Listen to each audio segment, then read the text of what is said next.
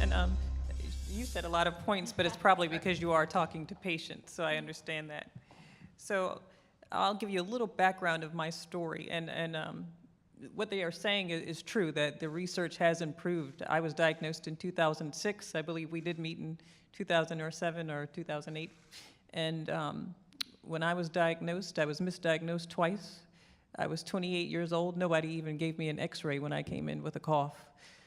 So by the time they found the tumor, it was the size of a cantaloupe, a 15-centimeter mass.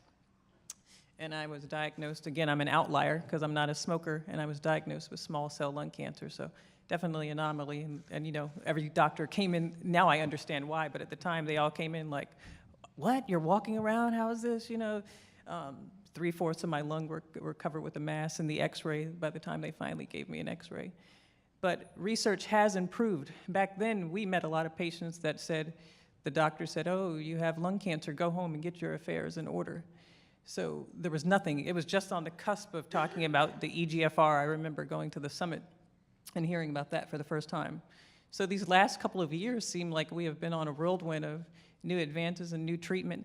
But of course, my original focus when I got started in advocacy was because there was nothing for small cell lung cancer. And I've not seen that many advances since then. I don't know what the outcome for patients, how much percentage it has changed since 2006.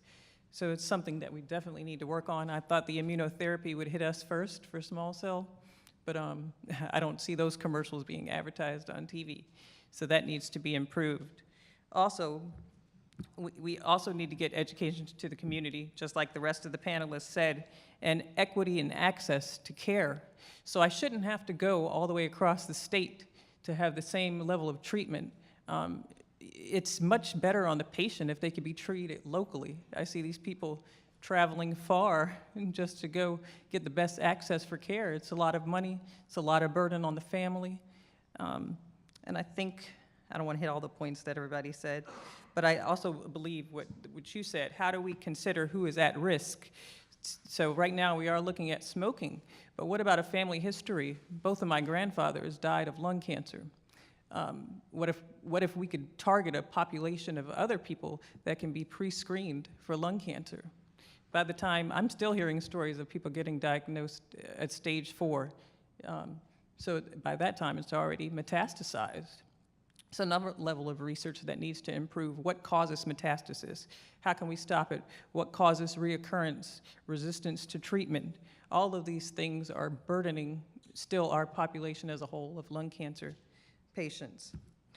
I think what we also need to touch on is, let me make sure I'm trying to hit all, it's funny, she said all of the points I was going to think about.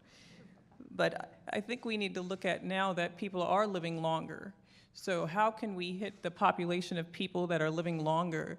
I have issues now because the treatment we're on was so, it was drastic. You know, the platinum-based treatment options are kind of harsh to your body.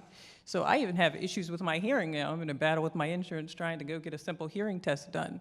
So are you at risk for breast cancer because of the radiation to your chest, especially for our young patients that are diagnosed? And I know a good group of people that were diagnosed later 20s or early 30s.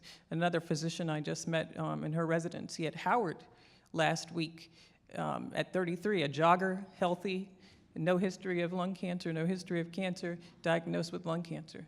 So I think we also need to start targeting these younger people who, how are they at risk? You know, if we're not doing pre-screening for them at 30 years old, they didn't even give me an x-ray at 28. So I think we need to look at that younger group of population as well. And again, push for small cell lung cancer research. So I'm excited to hear what's coming out. Thank you.